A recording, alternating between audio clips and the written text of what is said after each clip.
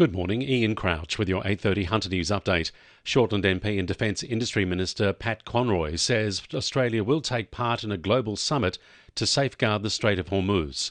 As the US blockades traffic into and out of Iranian ports, the UK and France are co-hosting talks they say are aimed at restoring freedom of navigation in the key shipping lane amid the ongoing conflict in the Middle East. Pat Conroy says, as it stands, Australia has not been asked to aid with the American blockade. What we want to see is a diplomatic resolution of this issue. We need the Strait of Hormuz open so that we can get oil and other vital supplies to the rest of the world. This is having a very significant impact on the global economy, and we're joining with many nations saying this needs to be resolved now. A man is due to front the bail court today after being arrested and charged with domestic violence-related offences at Cessnock. Police allege the 34-year-old forced entry to a unit on North Avenue on Sunday and threatened a woman known to him with what's believed to be a firearm. He then allegedly assaulted the woman before fleeing. Police arrested the man yesterday afternoon. He was taken to Cessnock Police Station and charged with 4 offences. Lake Macquarie councillors have voted on a motion to bring their proposed medical hub plans into public exhibition. The proposal is aimed at completely transforming Gateshead into the city's first health precinct and will offer new opportunities for building in the area. Deputy Mayor Colin Grigg says the precinct would help fill a need for more health facilities in the broader Newcastle region. We need more health facilities in the area, and we're pushing to do that.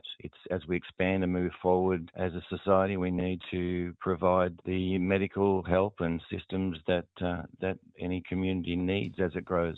The Port of Newcastle is getting set to expand its multi-purpose terminal at Mayfield. $36 million will be invested into the project, which is expected to take 15 months to complete. The project will increase the capacity of vessels berthing at the terminal from 220 to 300 metres long. It comes as the port prepares to take delivery of the final shipment of wind turbine blade components due this week, destined for projects around New South Wales.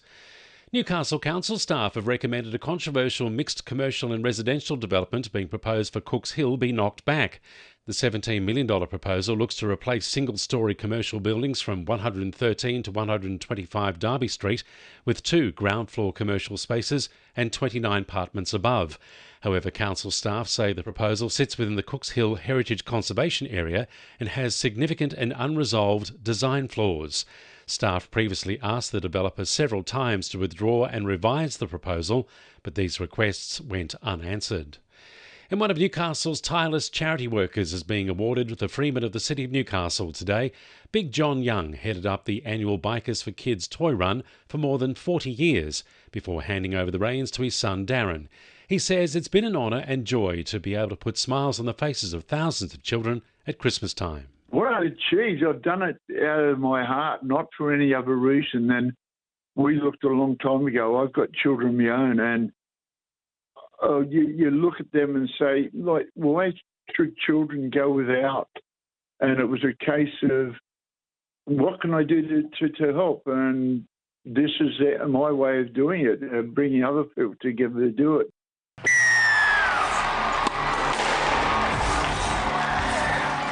To NURFM Sport. Knights half Dylan Brown is expected to return this weekend from his knee injury. Coach Justin Holbrook will have to choose between teammates Sandon Smith and Fletcher Sharp. The team list will be released later this afternoon. Meanwhile, Dylan Lucas is expected to only be sidelined for a month with a throat injury. He's suffered a suspected thyroid and cricoid cartilage fracture. This comes as Tyson Frizzell will miss this weekend's match with a rib damage. Swan star Isaac Heaney is looking in top form ahead of their Sydney derby this weekend. The Cardiff junior was the only player last round to post 2 goals and over 10 tackles. They'll take on the GWS Giants at the SCG on Friday. And a concussion has possibly steered Zach Clough towards his first Jets start this weekend. Will Dobson will miss Friday's match after suffering a head knock against Adelaide.